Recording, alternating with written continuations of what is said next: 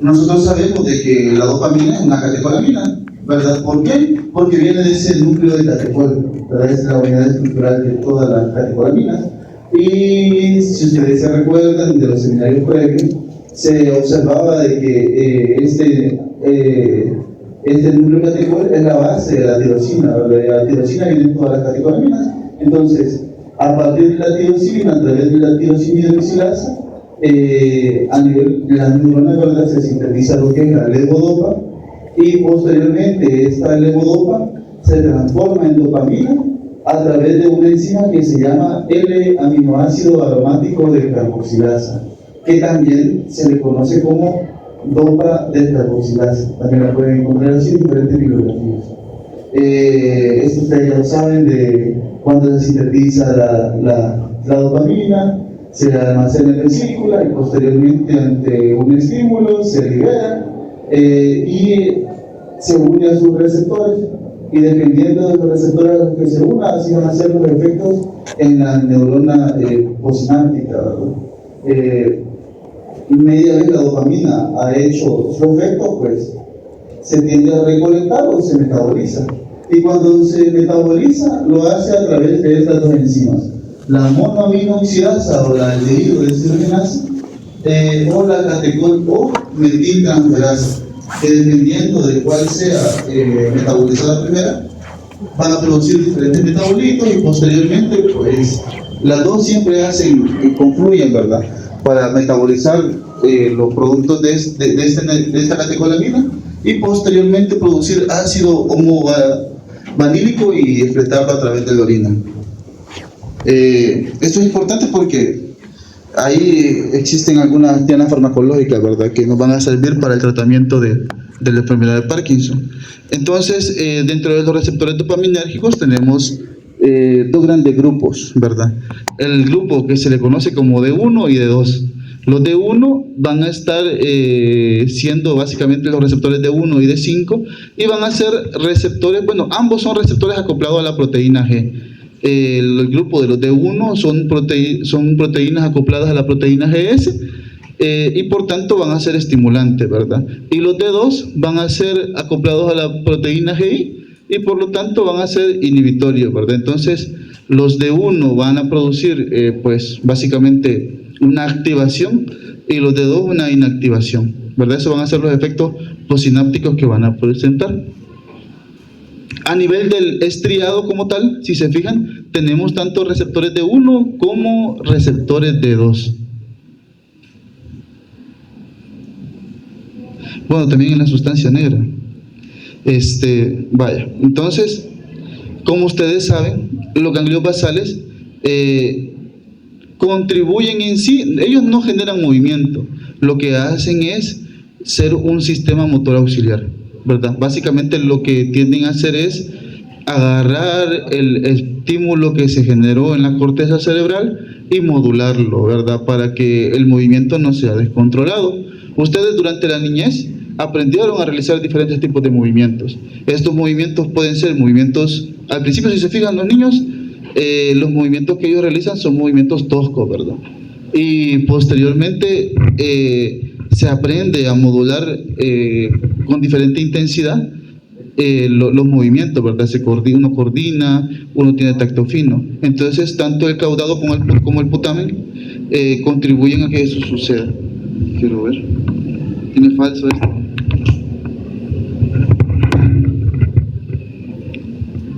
No, está bueno, pero a ver, tal vez así ya no se desconecta.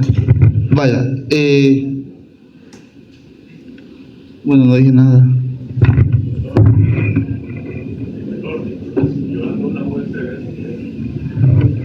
Esperemos que no se desconecte. Vaya, entonces, si se fijan acá, tenemos un relevo de cómo es que la sustancia negra participa en todo este movimiento. La sustancia negra en sí lo que hace es recibir aferencias tanto de la corteza, y lo que hace es producir señales, pero las señales que produce la sustancia negra van a ser señales dopaminérgicas, ¿verdad? Y dependiendo de los receptores que se encuentren en las diferentes partes, van a ser señales estimulantes o señales inhibitorias.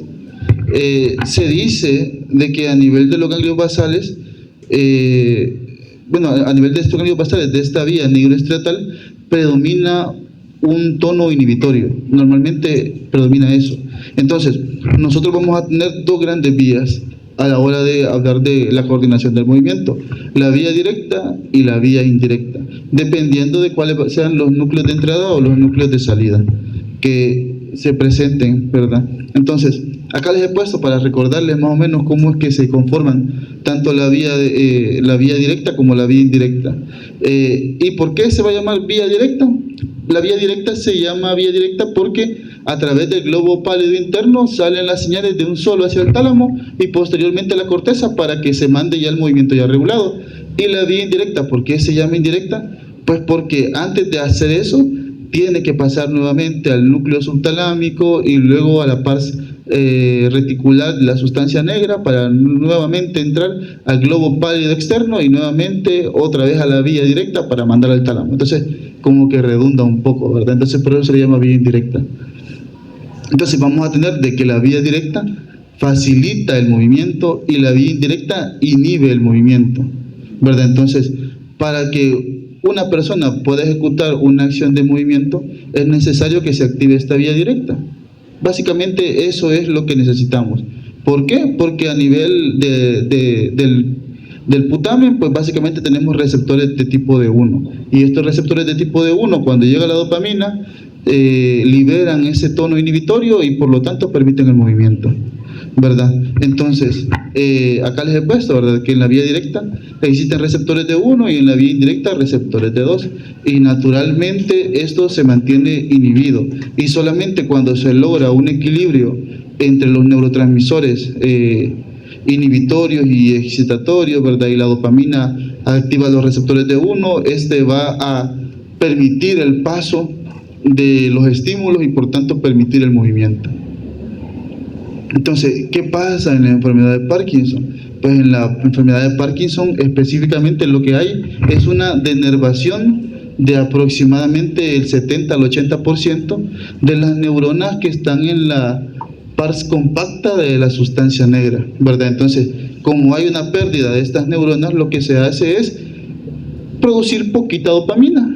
Y por lo tanto, como se produce poquita dopamina, se estimula casi que nada o poco los receptores de 1 de la vía directa, y por tanto no se permite el movimiento, ¿verdad? Entonces ahí le he puesto, ¿verdad?, que lo que pasa es que hay una hiperactividad de la vía indirecta frente a una hipoactividad de la vía directa, favoreciendo la inhibición del movimiento. Entonces eso es lo que pasa en la enfermedad de Parkinson. Los mecanismos por los cuales se destruyen estas neuronas de la pars compacta no se saben, ¿verdad? Se cree que en su mayoría pues son genéticos, ¿verdad? Hay personas que son pues susceptibles a poder producir esta proteína alfa-sinucleína, ¿verdad?, que es una de las principales causas de la generación de enfermedad de Parkinson, y otros ambientales como la meperidina, ¿verdad?, que este fue un fármaco que se comenzó a utilizar en el pasado, y el efecto adverso que producía este fármaco es que generaba neurotoxicidad, específicamente de las neuronas dopaminérgicas. Entonces, ¿cuáles son los síntomas que presentan los pacientes? Inicialmente se presentan síntomas motores tempranos y síntomas no motores tempranos. Dentro de los síntomas motores tempranos, que son los característicos de la enfermedad de Parkinson, son la rigidez, la bradicinesia y el temblor en reposo, como les mencioné, ¿verdad? Y los síntomas no motores, pues hay varios. Hiposmia, ¿verdad?, que es que no podemos oler bien, no podemos percibir los olores, fatiga, alteraciones de la conducta del sueño REM, depresión y estreñimiento. Y ya en etapas más avanzadas se presentan un montón de otros síntomas, ¿verdad? Porque la enfermedad de Parkinson no solamente es una enfermedad en sí que genere una alteración del movimiento, sino que a la larga también se transforma en una demencia, ¿verdad? No solamente las neuronas dopaminérgicas se van muriendo, ya con el tiempo pues comienzan a morir todas las neuronas que están en el cerebro y al final se produce una parálisis muscular, ¿verdad?, llevando a la muerte.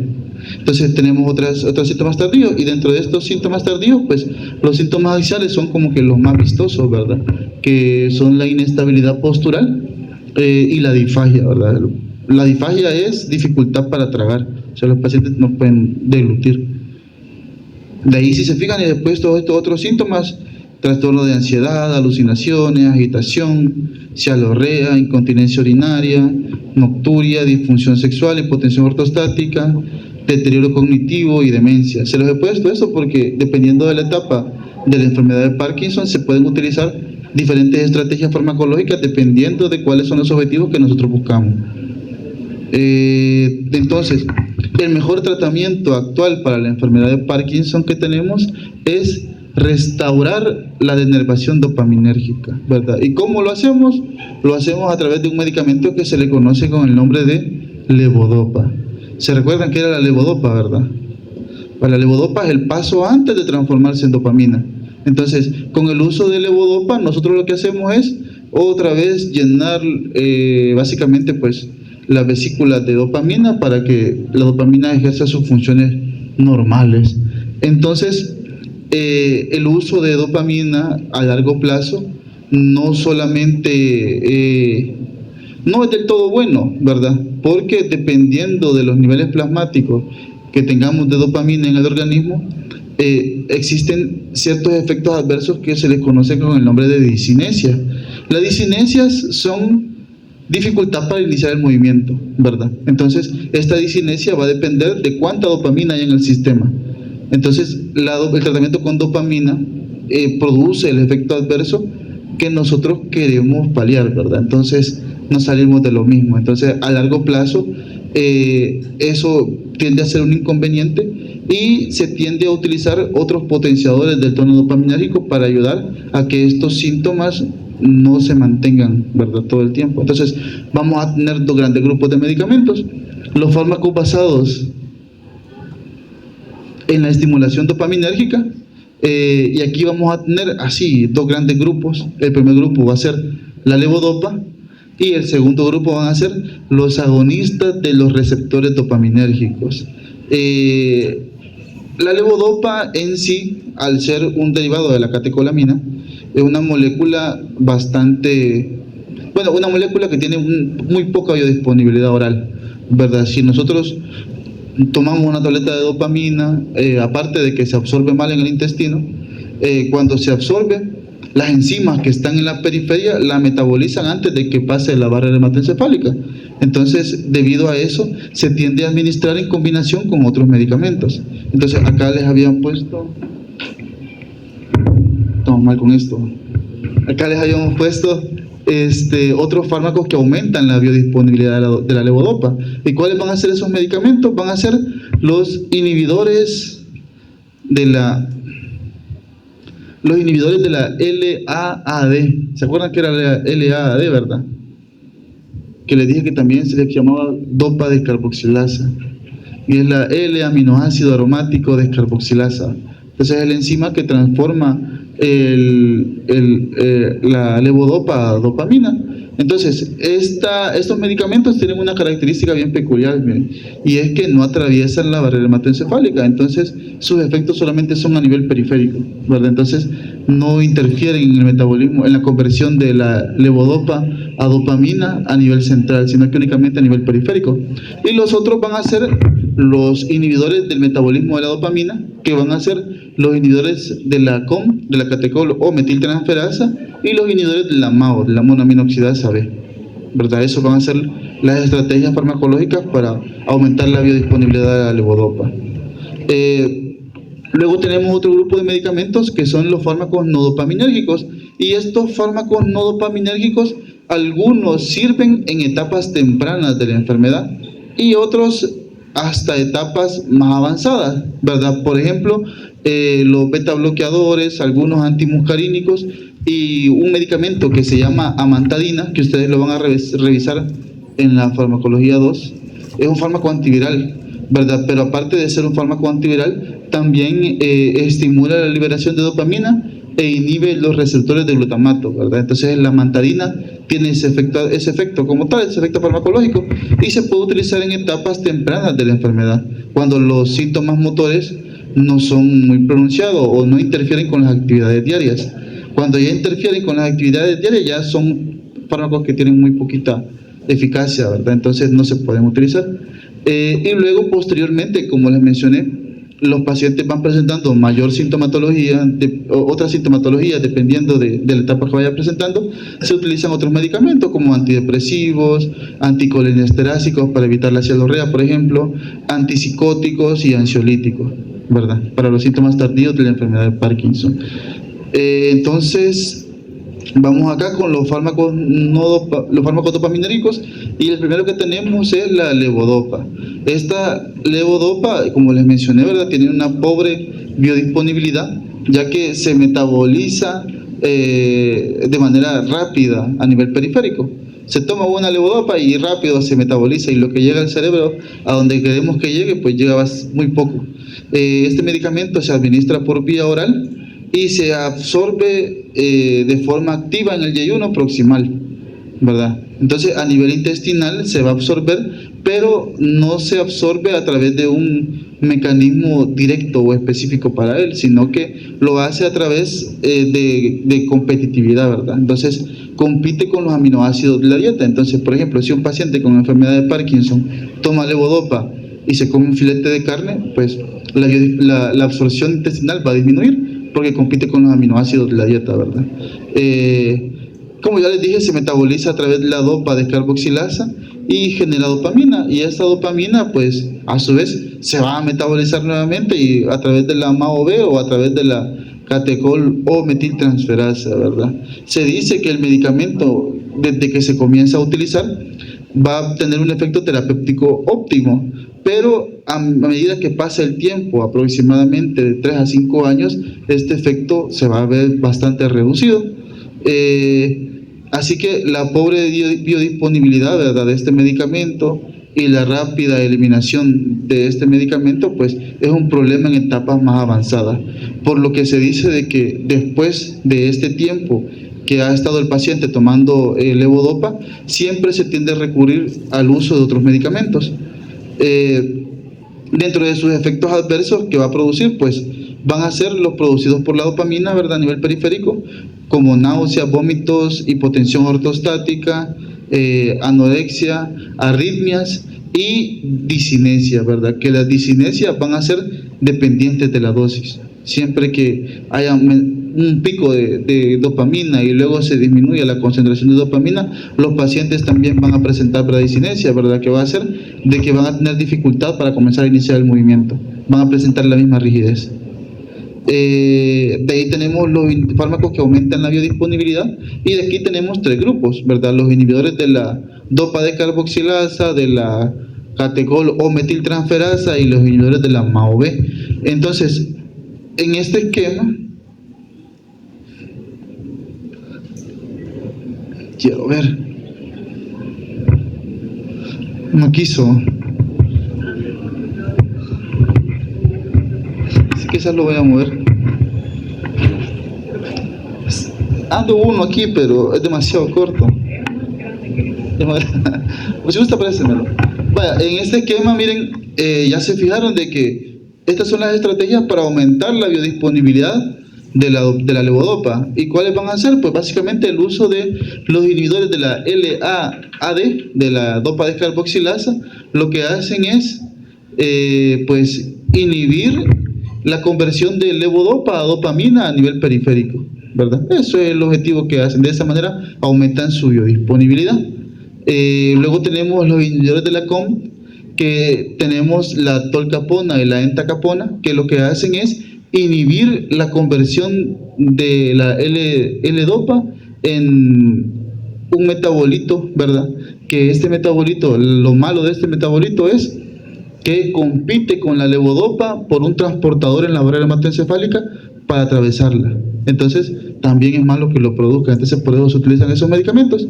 Y luego tenemos otros fármacos también, como los inhibidores de la MAO-B, que ellos tienen una buena biodisponibilidad para atravesar los lípidos, ¿verdad? Tienen bastante penetrancia en el sistema nervioso y por lo tanto pues se tienden a utilizar para el tratamiento del no metabolismo de la dopamina a nivel central, ¿verdad? Entonces inhibiendo el metabolismo de esta y de esa manera que se acumule la dopamina que se ha generado. Entonces acá en este esquema yo les he traído esto de más o menos un ejemplo de cómo es que se pretende utilizar estos medicamentos. De lo que hacemos es dar levodopa para que ésta atraviese la barrera hematoencefálica.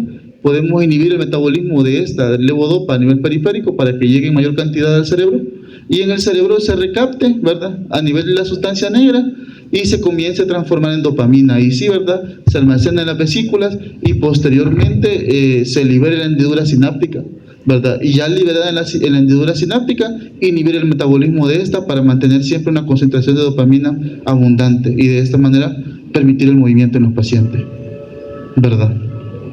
Si se fijan, es bastante lógico todo esto.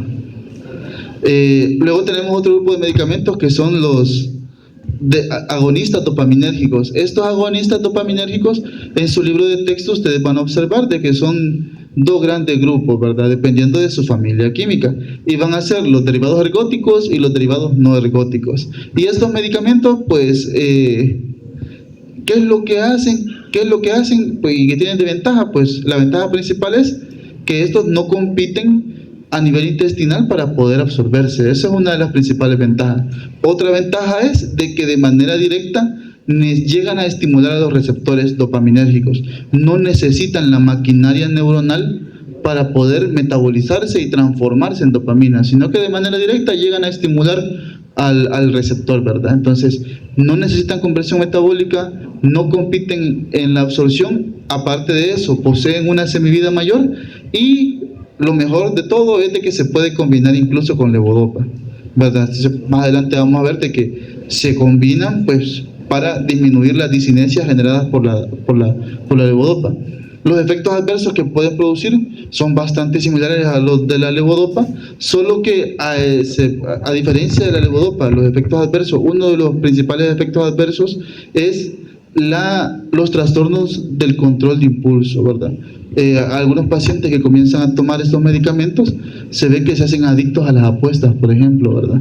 Y todo tiene que ver con la estimulación del circuito de la recompensa a nivel cerebral, ¿verdad?, que también está mediado por la dopamina y que lo vamos a ver más detalladamente cuando hablemos sobre las drogas de abuso, ¿verdad?, que también es lo que hacen, y por eso es que se hacen adictos a las diferentes sustancias. Entonces, eso es lo malo de estos derivados, de estos agonistas dopaminérgicos que pueden generar estos efectos adversos. Luego tenemos otros fármacos no dopaminérgicos que estos se van a utilizar dependiendo de las características clínicas que observemos en los pacientes, ¿verdad? Como les dije, inicialmente los bloqueadores beta-adrenérgicos como el propanolol o la amantadina sí se pueden utilizar, ¿verdad?, para los temblores leves. Cuando el paciente comienza con la enfermedad y todavía los temblores no interfieren con sus actividades diarias.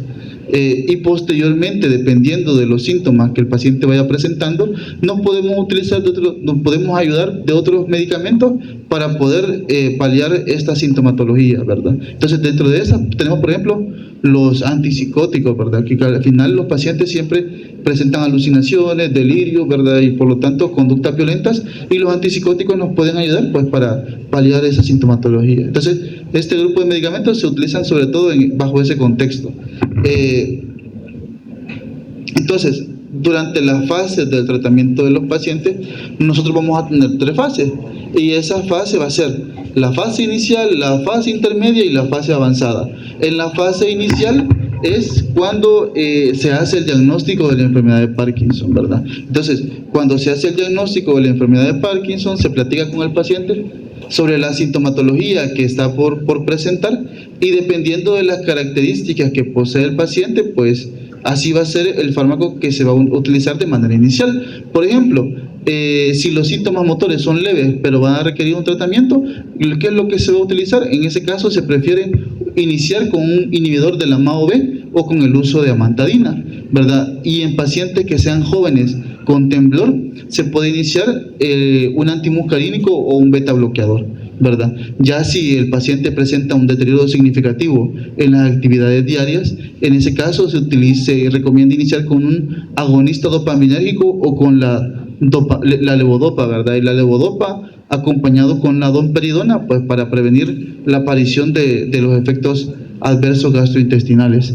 De aquí lo importante también es de que si los pacientes tienen más de 60 años, y los síntomas motores son acusados, en ese caso lo que se recomienda es el uso de la levodopa, ¿verdad? Pero si es menor de 60 años, en ese caso el paciente no se va a preferir utilizar el uso de la levodopa, sino un agonista dopaminérgico, en caso de que las actividades diarias se vean comprometidas, ¿verdad? ¿Por qué? Porque lo que se quiere es evitar la aparición de los efectos adversos que la levodopa va a generar en los pacientes. Entonces ese va a ser básicamente el objetivo de la fase inicial. Posteriormente tenemos la fase intermedia, y en la fase intermedia va a ser ya aquellos pacientes que tienen cierto tiempo de estar en tratamiento para la enfermedad de Parkinson. Entonces en este grupo de pacientes, con el tiempo todos van a necesitar levodopa, ¿verdad? Y por lo tanto, como todos van a necesitar levodopa, todos van a presentar síntomas motores como la bradicinesia. Entonces el objetivo en esta etapa intermedia, ¿cuál va a ser? Va a ser disminuir las fluctuaciones de las bradicinesias que son dependientes de la dosis de la levodopa, ¿verdad? Entonces para ello se puede utilizar el uso de inhibidores de la catecol o metiltransferasa, o el uso de un inhibidor de la monoaminoxidasa o agonistas dopaminérgicos. En caso de que no se resuelva con esos medicamentos, se tienen otras estrategias, ¿verdad? Por ejemplo, el uso de un agonista dopaminérgico de acción prolongada, como lo que es la apomorfina o el duodopa, ¿verdad? Que el duodopa va a ser como un tipo de implante transdérmico de liberación prolongada de levodopa, o también la estimulación cerebral profunda, que ese sí ya es un procedimiento quirúrgico, ¿verdad? En el cual se hace una intervención a nivel de los ganglios basales. Y por último, en la fase avanzada de la enfermedad, lo que se requiere ya en va a ser el control de las complicaciones derivadas de la enfermedad o del tratamiento, ¿verdad? Como les mencioné, los pacientes acá ya van a presentar no solamente los trastornos motores, sino que también diferentes tipos de síntomas psicóticos, dificultad para caminar, ¿verdad? Para mantenerse en la marcha. Entonces el objetivo de esta etapa va a ser controlar todos los efectos adversos que sean derivados ya sea de la enfermedad o ya sea del tratamiento mismo que le estamos dando. Entonces en esta etapa ya lo importante es hacer ver a los familiares, ¿verdad?, de que el paciente ya no va a ser independiente, sino que va a tener una dependencia casi que total, ¿verdad? Y hacer énfasis en eso, ¿verdad?, de que el paciente va a tener mayores riesgos de caída. Los que tomen agonistas dopaminérgicos hay que estar pendientes en el caso de él, porque puede presentar un trastorno del control de impulso, ¿verdad?, y irse a vagar, ¿verdad? Y todo eso. ¿Preguntas con respecto al Parkinson? ¿Al tratamiento de la enfermedad de Parkinson? No. ¿Sí?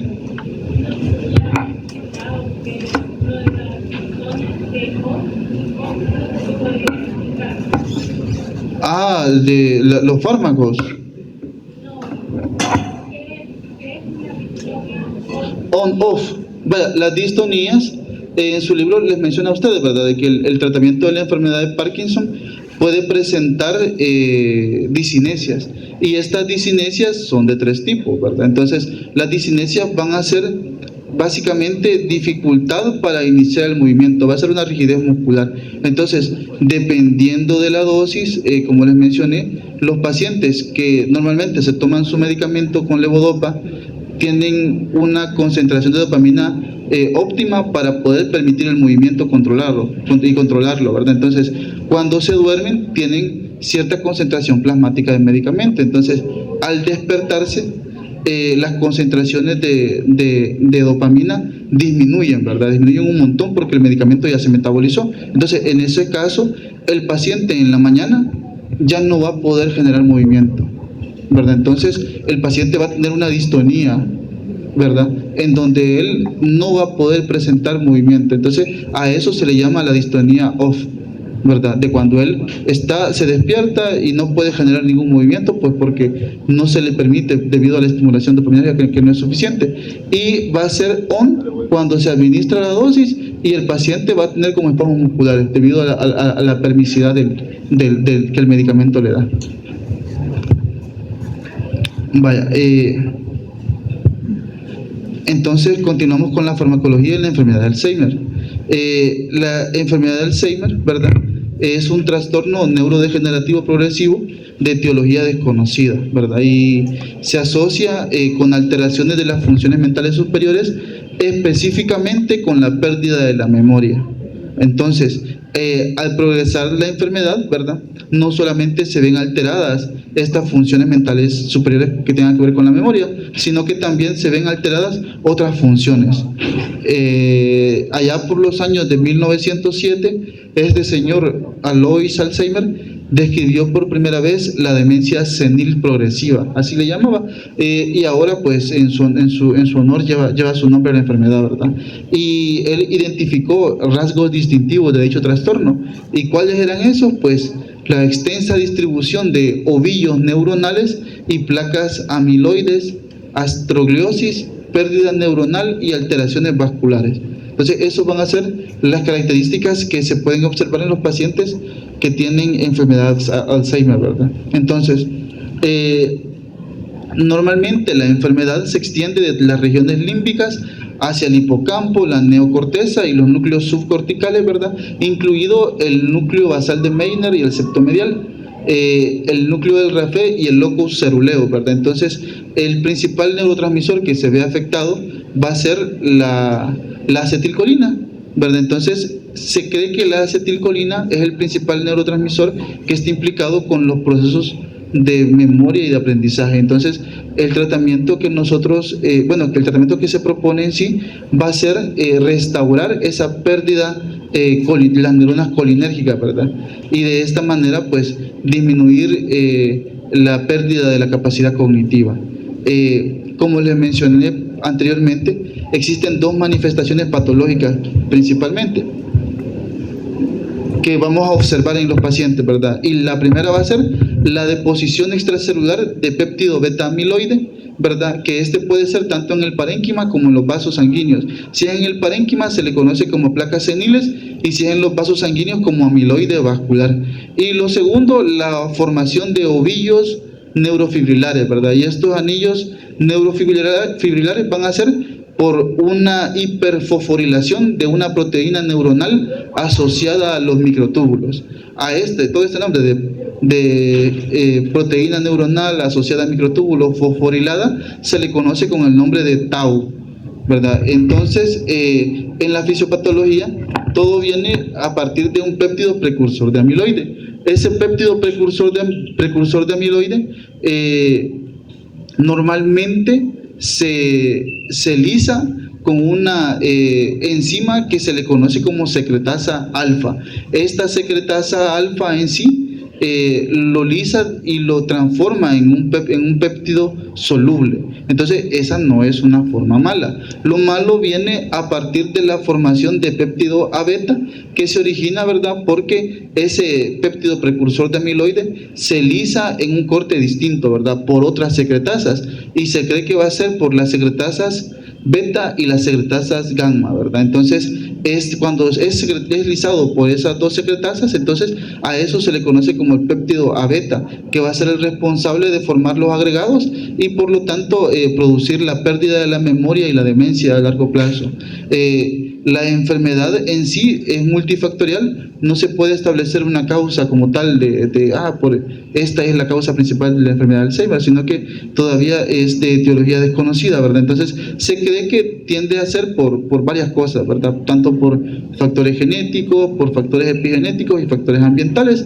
Y existen dos formas principales, ¿verdad?, la familiar y la no familiar. En este caso, de cuando es la familiar, se ha observado que los pacientes que la presentan, pues han presentado genes para la expresión de preselenina 1 y 2, y la no familiar, que es la más frecuente, que en este caso, pues aproximadamente el 90% de los pacientes con Alzheimer son quienes presentan ese tipo de enfermedad de Alzheimer, y por lo tanto no se conoce a cabalidad cuál es la sintomatología, cuál es la causa, perdón. Entonces, acá en este esquema nosotros podemos observar de que todo el problema radica en esto, en la formación del péptido A beta, ¿verdad? El péptido amiloide, y pues puede generar dos cosas. Uno va a ser hiperfosforilar la proteína neuronal asociada a los microtúbulos, ¿verdad?, que se le conoce como tau, y lo otro es que forma placas de amiloide, y en su conjunto, tanto la hiperfosforilación como la formación de las placas ocasionan la disfunción celular y posteriormente la muerte neuronal, ¿verdad? Entonces ese va a ser como que el mecanismo propuesto. Los fármacos que utilizamos nosotros para el tratamiento de la enfermedad de Alzheimer van enfocados, bueno, principalmente los que están aprobados por la FDA, en restaurar la neurotransmisión colinérgica cerebral, ¿verdad? Pero actualmente existen estudios, ¿verdad?, en fase 3 de fármacos que están enfocados en esto. Un fármaco, por ejemplo, es en la inhibición de la secretasa beta, y otro grupo de fármacos va a ser, por ejemplo, en la inhibición de la formación de tau, ¿verdad?, mediante la inmunización. Entonces, tenemos acá que el tratamiento farmacológico va a ser en tratar la disfunción cognitiva, ¿verdad? Y en etapas más avanzadas, también darle tratamiento a las alteraciones del comportamiento. Entonces, a pesar de lo que se conoce sobre la patogenia, los únicos fármacos que están aprobados para el tratamiento del Alzheimer son los inhibidores de la acetilcolinesterasa y la memantina, que la memantina va a ser un antagonista de los receptores NMDA, de glutamato. Entonces, el objetivo del uso de estos medicamentos es detener el deterioro progresivo de la capacidad de la memoria y del aprendizaje, ¿verdad? Y lo va a hacer a través de diferentes abordajes, que van a ser básicamente, pues, a través de aumentar la transmisión colinérgica. Se ha propuesto el uso de 3 grupos de medicamentos, ¿verdad? Los inhibidores de la acetilcolinesterasa, los agonistas selectivos muscarínicos o nicotínicos y los antagonistas del receptor NMDA.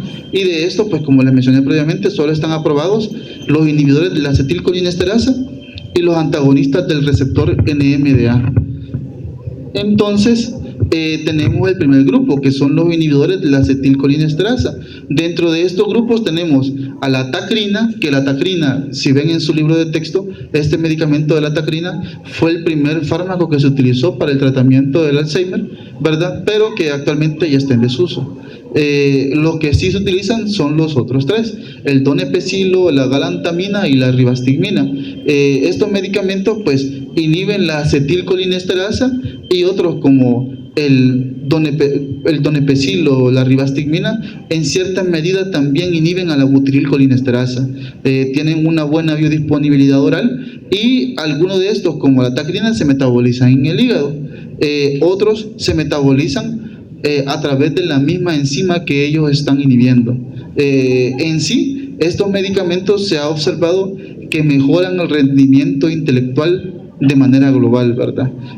Las contraindicaciones de este grupo de medicamentos son las mismas de los anticolinestérasicos, ¿verdad?, que tienden a ser pacientes que padecen de asma, pacientes que padecen de crisis epilépticas o que tienen úlcera gastroduodenal activa.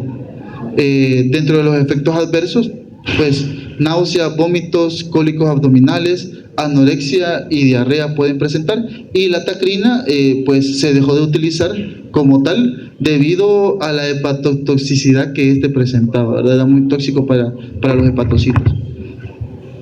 Acá les he puesto este cuadro que van a encontrar en su libro, en donde se ven algunas características farmacocinéticas de los medicamentos, y de esto pues vale la pena observar de que el fármaco, por ejemplo, como el donepezilo, tiene una semivida bastante alta. Miren, si se fijan, en pacientes jóvenes tiene de 60 horas y en pacientes ancianos de 104 horas, ¿verdad? Otro, como la memantina, tiene una semivida bastante alta, pero este medicamento ya tiene otro mecanismo de acción, ya no es un inhibidor de la acetilcolinesterasa.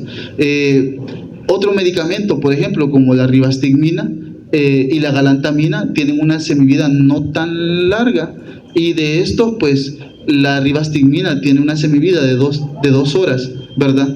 Pero por ser un medicamento que básicamente tiende a tener cierto grado de irreversibilidad a la hora que se unen los receptores, su efecto farmacodinámico pues es bastante bastante prolongado, ¿verdad? Se dice que aproximadamente 10 horas. Entonces, la semivida es corta, pero el efecto farmacológico es bastante duradero. Acá les he puesto les puse aquí un estudio. Fíjense de que estos medicamentos en sí,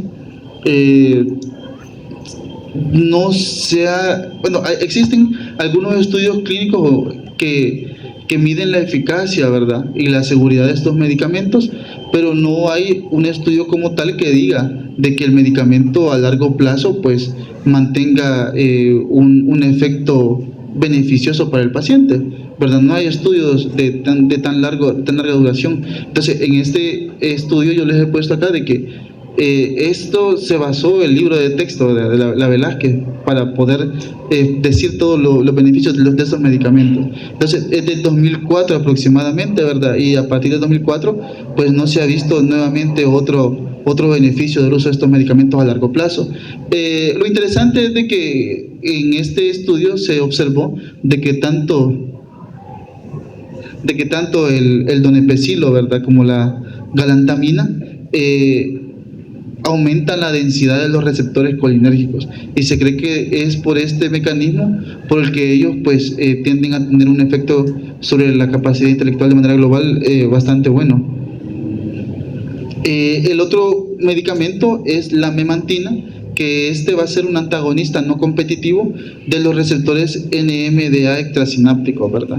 Este medicamento tiene una buena biodisponibilidad, una semivida bastante larga, y se elimina por vía oral. Dentro de los efectos adversos, vía renal, dentro de los efectos adversos tenemos alucinosis, confusión, vértigo, cefalea y fatiga, ¿verdad? Y va a estar indicado en el tratamiento del Alzheimer de moderado a grave. Si se fijan en su libro de texto, ustedes les van a decir que dependiendo del medicamento va a estar indicado para el Alzheimer leve a moderado, de moderado a grave, ¿verdad? Entonces, acá les he traído una tablita para que ustedes puedan observar a qué se refiere y cómo poder catalogar los síntomas de un paciente que tenga enfermedad de Alzheimer de leve hasta avanzado, ¿verdad? Entonces, si se fijan, acá también hay ciertas recomendaciones del uso de ciertos medicamentos dependiendo de la etapa en que se encuentra el paciente. Si se fijan, por ejemplo, en la categoría de no demencia se pone un paciente que no tiene deterioro cognitivo o que tiene un deterioro cognitivo leve. Por ejemplo, deterioro cognitivo asociado a la edad, porque no es lo mismo, ¿verdad?, estar jóvenes que ya estar en etapas más avanzadas, que es normal de que se nos olviden algunas cosas.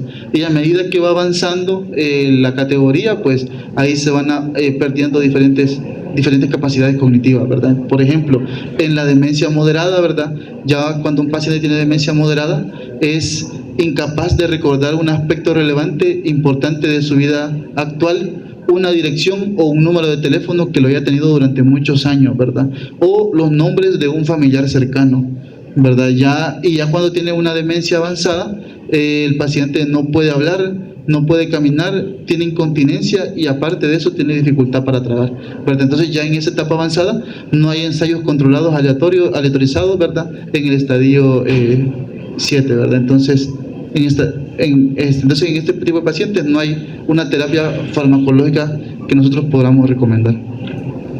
Y por último tenemos otras estrategias farmacológicas que se les conoce como modificadores de la enfermedad. Como les mencioné previamente, acá tenemos inhibidores de la secretasa beta, ¿verdad? Entonces estos inhibidores de la secretasa beta básicamente lo que hacen es inhibir esa enzima que produce el péptido A beta, ¿verdad? Otras estrategias, por ejemplo, es la inmunización pasiva frente al A beta, ¿verdad? También, pero son estudios de fase 3 que hasta la actualidad pues todavía no se ha arrojado resultados, ¿verdad? Y también los inhibidores de la agregación del tau, que son otro grupo de medicamentos que quizás en el futuro sí tengan cierta efectividad o quizás mejor, ¿verdad?, para el tratamiento del Alzheimer. Acá les puse otro de que en teoría desde el 2009, ¿verdad?, se está trabajando en inhibidores no peptídicos de la beta secretasa, y creo que el año pasado vi una noticia de Pfizer de que ellos ya se retiraban de la investigación de fármacos para la enfermedad de Alzheimer, ¿verdad? Pues porque no se veía evidencia clara de que tuvieran alguna efectividad clínica. Y eso sería todo.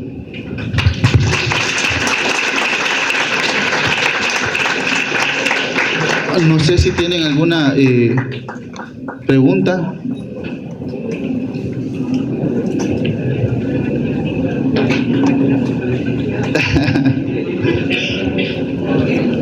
Vaya, entonces si no hay preguntas, eso sería todo y nos vemos el jueves.